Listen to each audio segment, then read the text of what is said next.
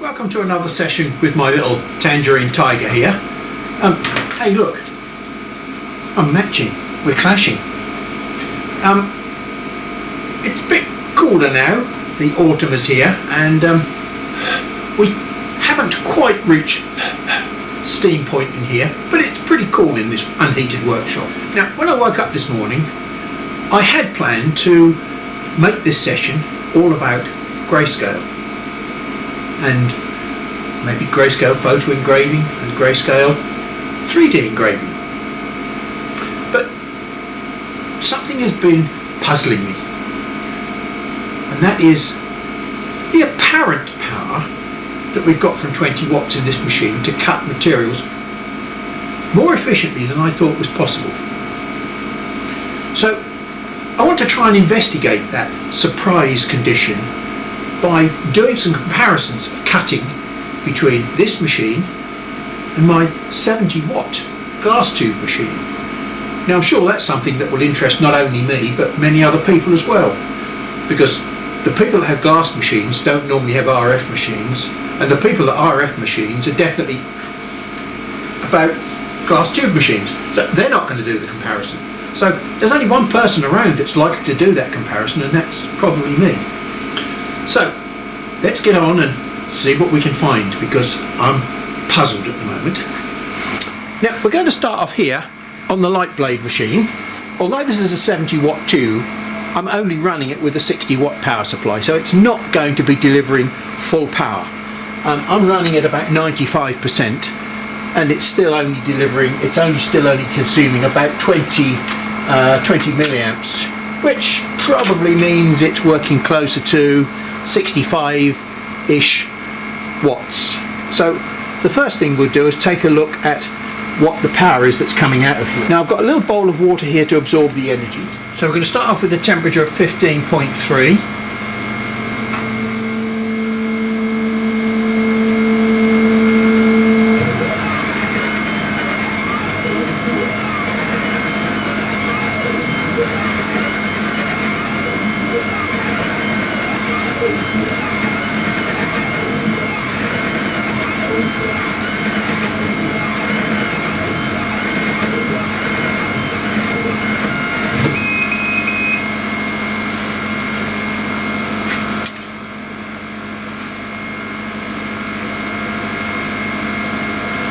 And we're finishing up at 50.8. So very simply, 50.8 minus what we started with, which was 15.3. 15.3 equals times 2 equals 71 watts.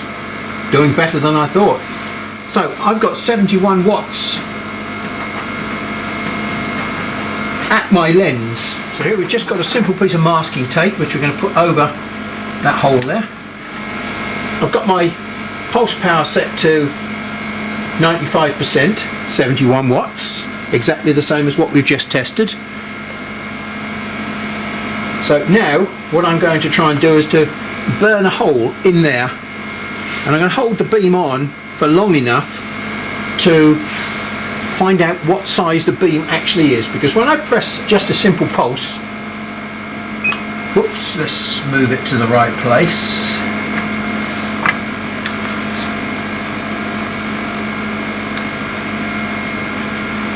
There might be better. Okay.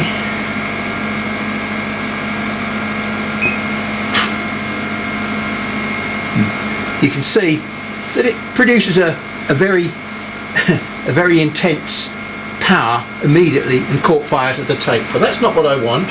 I'm now going to gently press the pulse button, and you'll see what happens to the tape.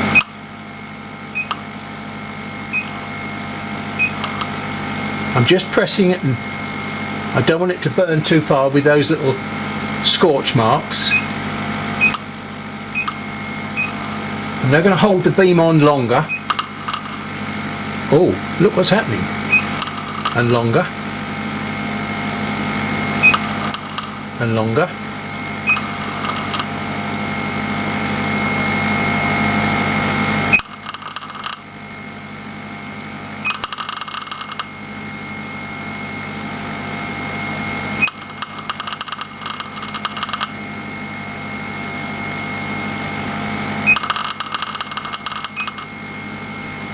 So I think that's probably enough, and that tells us what size the beam actually is.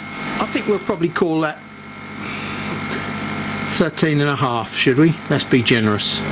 So we'll check the power of the beam, we'll check the size of the beam. Let's see if we can find out what the mode burn for the beam looks like. See if I can get that lined up. 0, 1, 2, 3, 4, 5, 6, 7, 8, 9, 10. Now just look at that, isn't that beautiful? That's just about the perfect mode burn. A lovely conical shape like that with a very, very sharp point. Now that's what a real tube should look like. Okay. Now it doesn't show, on the end here you can see some of the low power stuff, but it's got a very high energy core, as you can see. So there's our starting temperature, 14.8.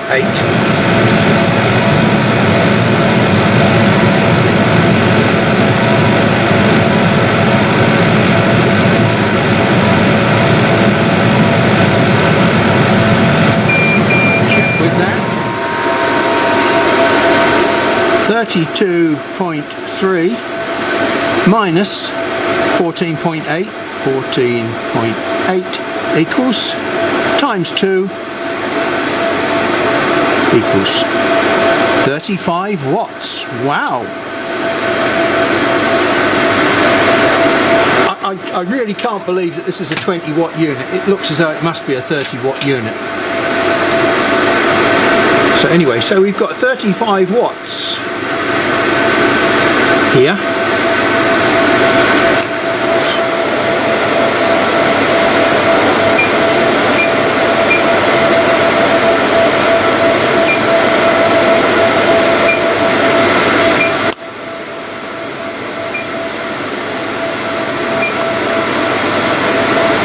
I'm now going to hold it on longer.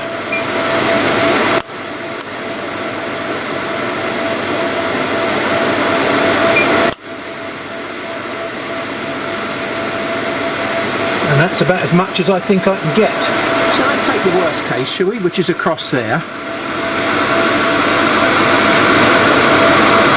That's about 10 millimeters. So there's our comparison. So we'll give this one a 10-second mode burn as well.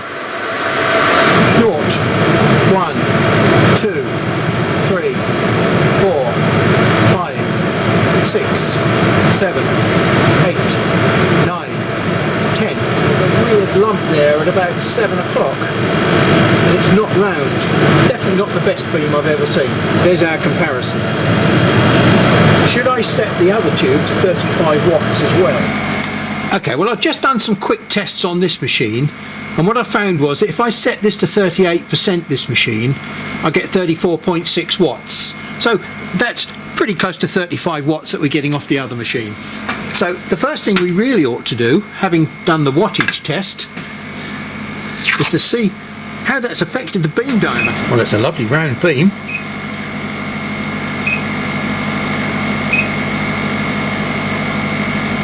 Just wait for the little glows to stop.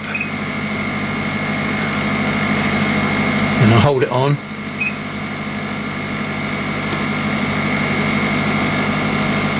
On. Off, and it doesn't want to grow anymore. So that is lovely, isn't it? So that's about 7 millimeters diameter. 0, 1, 2, 3, 4, 5, 6, 7, 8, 9, 10. But I think you can probably see it's a lot cleaner. This is a reasonably good test of power, because the penetration goes into approximately the same depth. Okay, so we've got our basic standards set up now. Look, for comparison, we're going to use this 2.5 inch plano convex lens. Now I like plano convex lenses because they have a weakness, and that is right down the centre. As it goes through the axis of the lens, it's terribly out of focus, which I think is excellent for cutting. And that's what we're going to try and do with this machine now. We're going to do 1 or 2 cutting tests at 35 watts. So this lens cuts well at 5mm. So here we've got a piece of 5mm extruded acrylic. So I've got this set to 8mm a second and 38% power. So all these tests will be done at 38% power, exactly the same as the other machine. The good news is the smoke is coming out the bottom. We now do 9mm a second, and the smoke is coming out underneath again, as you can see. So let's try 10mm a second. Smoke still coming out underneath, and that is just going to pop out. Just a little hang up, but nothing terrible. It's probably just a corner, not quite making it. So let's try 11mm a second. I don't think I should be able to press that out. No, we have to regard that as a failure. So here are our samples, 8, 9 and 10mm a second. So we'll take exactly this same lens and lens tube, and we'll transfer that onto the other machine along with this material. So the whole assembly is exactly the same going onto the other machine. Let that drop onto the 5mm step there.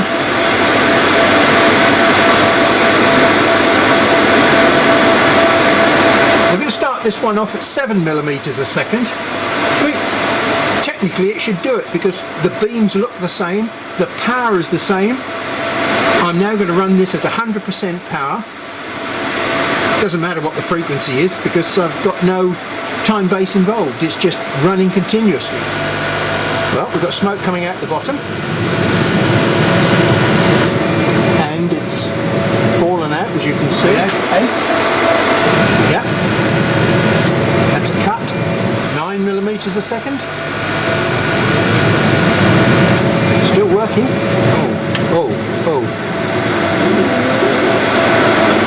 And just about managed to push that one out. 9mm a second. Yeah, that's right on the edge of being okay. It's pretty poor at the bottom of the cut. But we'll carry on. We'll try 10. Again, it appears to be blowing out the bottom, but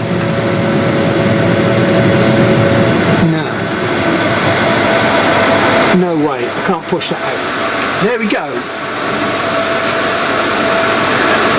There is no surprise. This is the RF machine, 7, 8, 9mm a second. Here's the GlassTube machine, 8, 9, 10. Okay, so it went a little bit better. It's a small difference. The essence of it is, there is no magic in this machine. Watts is watts. You cut with watts. You don't cut with hype or marketing speak.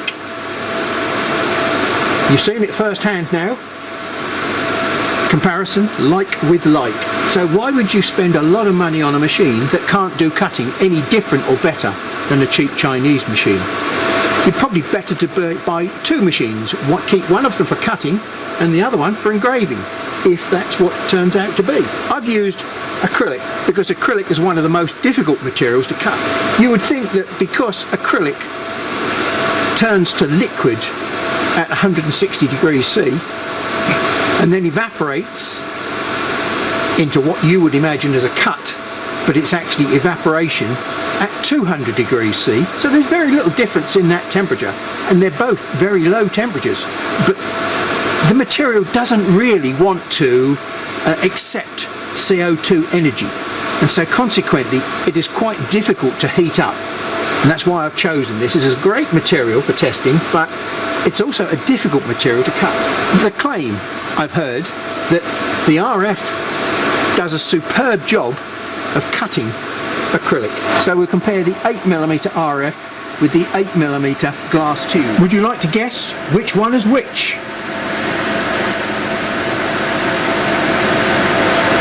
I mean, they're both sitting under there together, so you can do a direct comparison. What I will tell you is that this strange striation here is something that happens just as you're running out of depth of cut. This one is cutting through comfortably. and you get this banding of striations which I've noticed before. This is the RF tube. If you look at them in reality, there isn't a lot to choose between them. Neither of them are what I call flame polished. Okay, now flame polishing an edge is not something that's unique to any particular type of laser cutting machine. Flame polishing the smooth edge is all to do with the physics and the chemistry. The chemistry of this material, as I said, at 160 it turns to liquid, at 200 it vaporizes. We could run this, remember, at 10 millimeters a second on this machine. We're going to run it at 5 millimeters a second to start with, so I expect this piece to drop out because it's cutting very slowly. The great advantage of acrylic, you can actually see what's happening inside the cut. But on this thinner material, as I said, we're on at 5 millimeters, we're on a balance point, and I'm running here very, very slowly at 3 millimeters a second. Now, as we run across the front of the cut here, take a look just behind the cut. No, you can't really see it. Basically, two secrets, which amount to the same thing when you understand what they are, that are going to give you flame polishing or a nice clean edge. One of them is running very slowly, and the other is very, very minimal air assist. I've just got enough whisper of air on there to protect the lens. Now, this is 8 millimeter material. The thicker the material, the easier it is to get a polished edge, but you have to run pretty slowly. So I'm running this at 5 millimeters a second.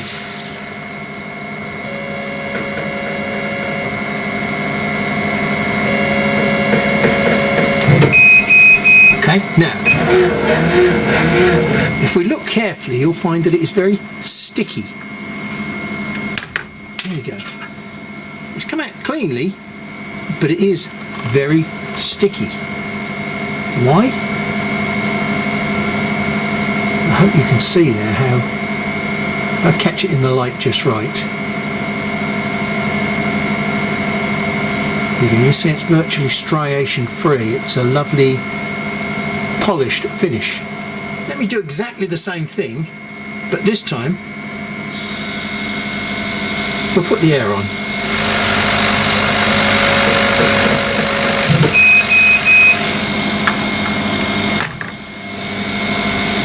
There we go.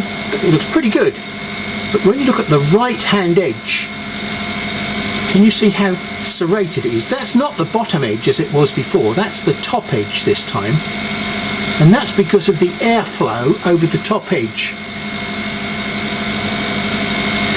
And I'll explain to you why that is. It's pretty easy to get this quality edge on a piece of extruded acrylic, but it's much more difficult to get the same thing on cast acrylic. Cast acrylic is very difficult, but the same principles apply. You can do it, but you have to run very slowly. So, as you've already seen, there is no difference in the cut quality between these two processes. One of them is continuous, and the other one is also continuous to get maximum power out of the machine. Now, regardless of whether you've got super smooth movement, super smooth power, it makes no difference at all to acrylic because it's got a mind of its own. There are two key properties of acrylic. One of them is it turns liquid at 160 degrees C. It then vaporizes at 200 degrees C. So that's what happens when you cut it. You're not physically destroying it. What you're doing, you're turning it into steam, effectively, if it was water. And water is a very good analogy of what this material is. Look, we've got a block of ice here.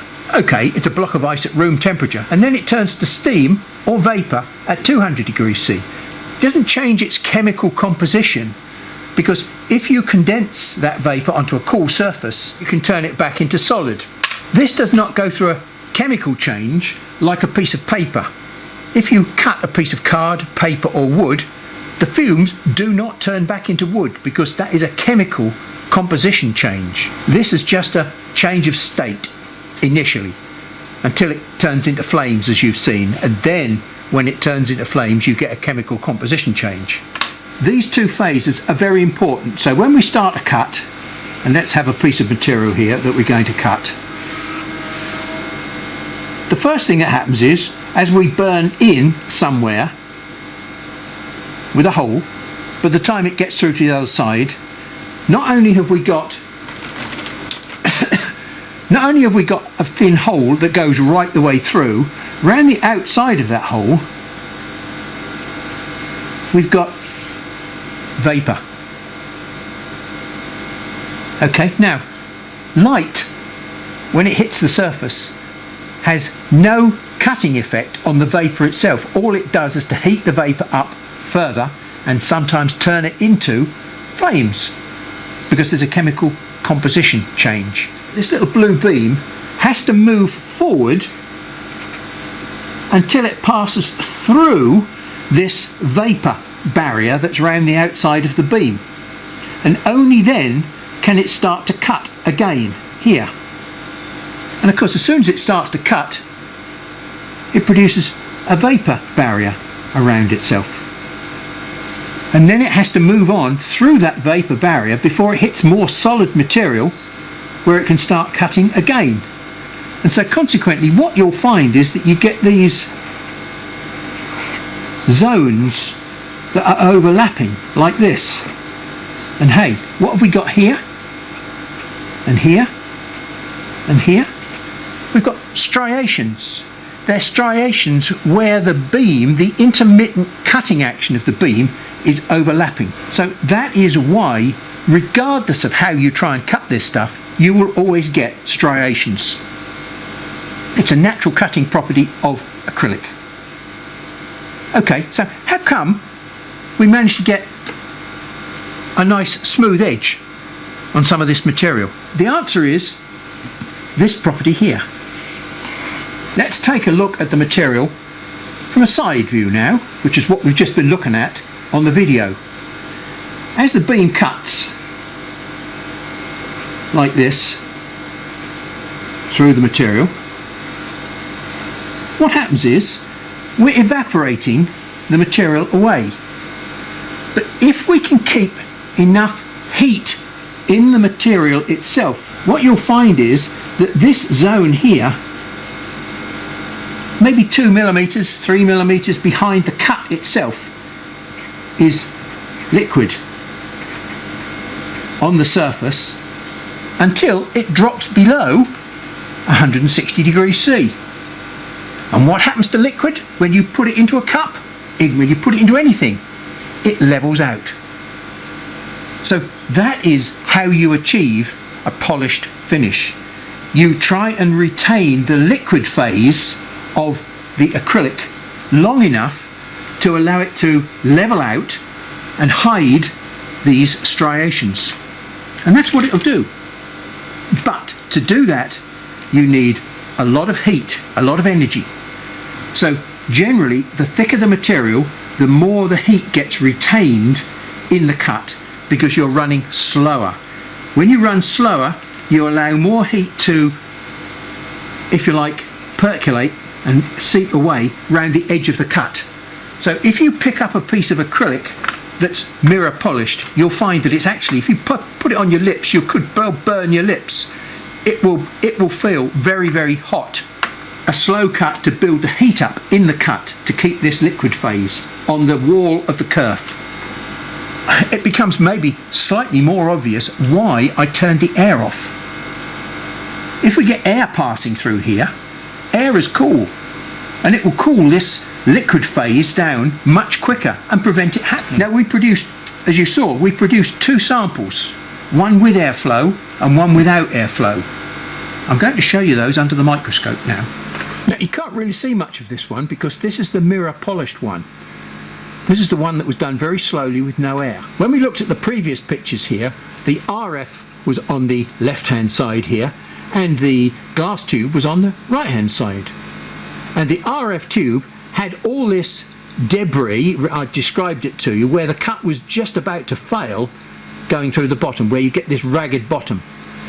Okay, this is not the bottom, this is the top.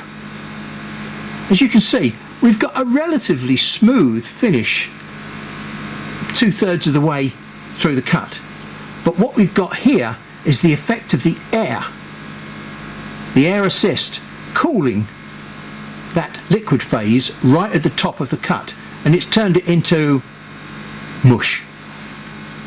Here's the same thing without air assist.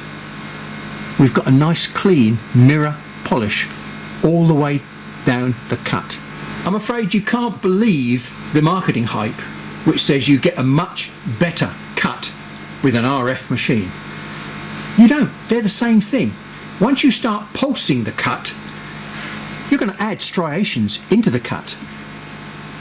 And the only way you can get rid of those striations is to run slowly or with so much power that you're heating the material around the edge of the kerf.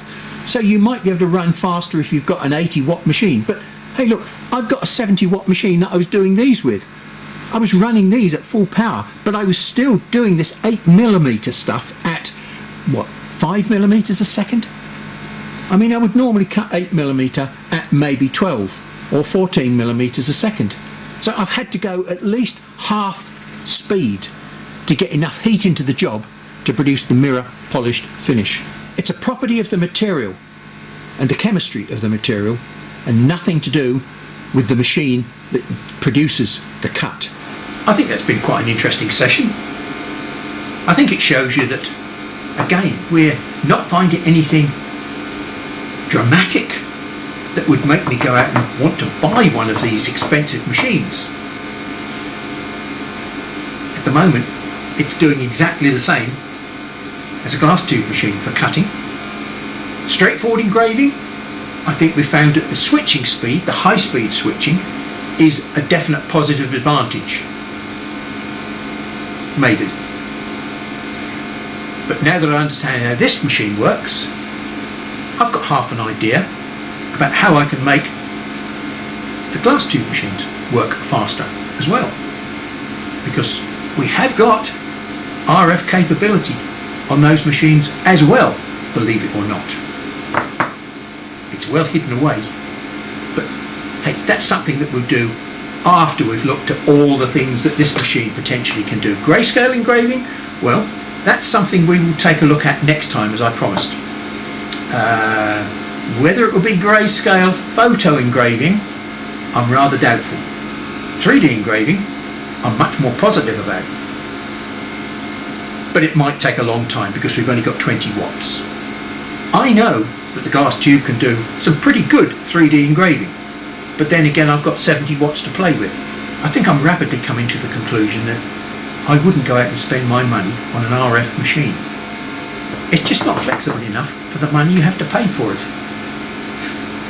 The only thing that may persuade people to go out and buy a machine like that is the fact that they don't have to learn anything about the technology. All they have to learn is how to access the menus to get what they want. Because the experience and the knowledge has been built into menus. You pay your money and you take your pick. As somebody famous once said. They were so famous I can't remember who they were.